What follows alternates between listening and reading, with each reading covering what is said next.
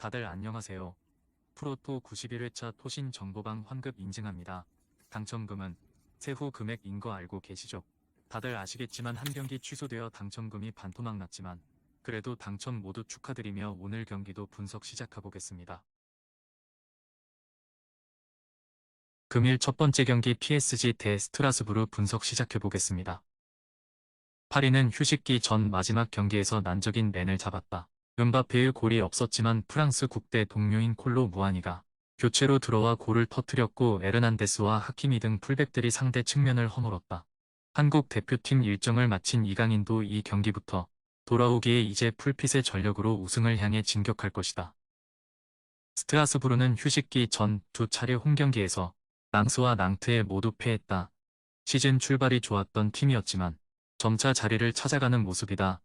베테랑 스트라이커인 케빈 가메이로를 비롯해 새로 팀에 합류한 가브리엘과 사이 등 골을 넣을 선수들이 있긴 하지만 중원 지원은 아쉽다. 두쿠레와 세나야 등이 더 안정적으로 볼을 점유해야 한다.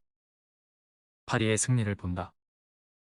B클럽답게 이번 A매치 일정에서 대다수의 선수들이 자국 대표팀을 다녀왔지만 우가르테와 이강인 정도를 제외하면 유럽에서 머물렀기에 이동으로 인한 피로도는 적다. 홈에서 경기 초반부터 은바페와 덤벨레, 콜로 무아니 등 프랑스 대표 공격수들을 앞세워 상대를 폭격할 것이다.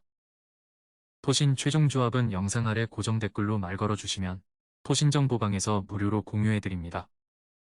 제발 손해보면서 토토하지 말고 다같이 웃으면서 즐겁게 베팅합시다. 함께 하실 분들은 부담 갖지 마시고 편하게 말 걸어주세요. 금일 두 번째 경기 토리노 대 인터밀란 분석 시작해보겠습니다. 토리노는 시즌 초반 안정적으로 승점을 추가하며 중상위권에 머물렀지만 최근 부진 속에 순위가 많이 하락했다. 리카르도 로드리게스와 슈르스 등 안정적인 최종 수비를 앞세워 실점을 최소화했지만 마무리에 문제가 생겼다. 콜롬비아 국대 공격수 출신이자 아탈란타를 강팀으로 만든 자파타를 영입했고 사나브리아와 블라시치 등이 건재하지만 운전 마무리에 고전 중이다. 인테르는 휴식기 전 마지막 경기에서 볼로냐의 승점 한 점을 따내는데 그치며 리그 선두 자리를 빼앗겼다. 그래도 이번 시즌 세리에서 가장 강력한 우승 후보인 건 사실이다. 포스트 메시 시대의 선두 주자인 라우터로는 이번 시즌 8경기에서 벌써 10골을 넣으며 득점왕을 향해 가고 있고 튀랑은 공중볼을 따내며 연계 플레이를 책임지고 있다. 인테르의 승리를 본다.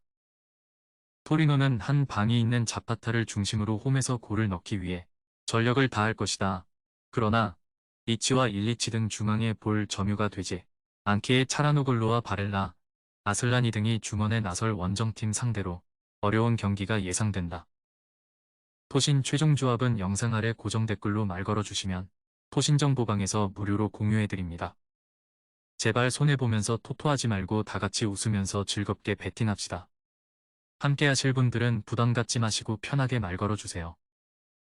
금일 세 번째 경기 첼시 대 아스날 분석 시작해보겠습니다.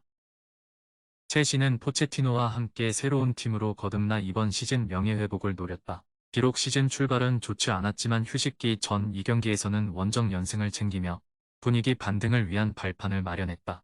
모드리크와 팔머, 브로여와 스털링 등 공격진이 대거 골맛을 봤고 카이세도의 중원 경기력도 안정적이었다. 잭슨이 부상 중이긴 하지만 워낙 스쿼드가 두텁기에 공백을 메울 선수들은 차고 넘친다. 아스날은 북런던 라이벌인 토트넘의 골득실에서 밀린 리그 2위다. 그러나 개막 이후 8경기에 무패를 기록하며 우승 경쟁을 하고 있다.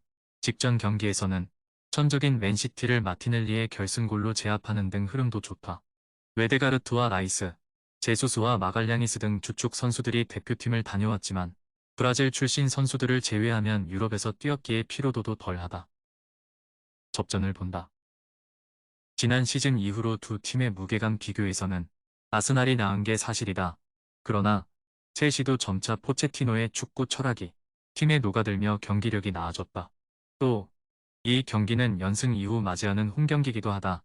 카이세도와 갤러거가 중원에 나서 아스날의 침투를 경기 내내 저지할 첼시가 승점 한 점은 충분히 가져갈 수 있다. 토신 최종 조합은 영상 아래 고정 댓글로 말 걸어주시면 토신정보방에서 무료로 공유해드립니다. 제발 손해보면서 토토하지 말고 다같이 웃으면서 즐겁게 베팅합시다. 함께 하실 분들은 부담 갖지 마시고 편하게 말 걸어주세요.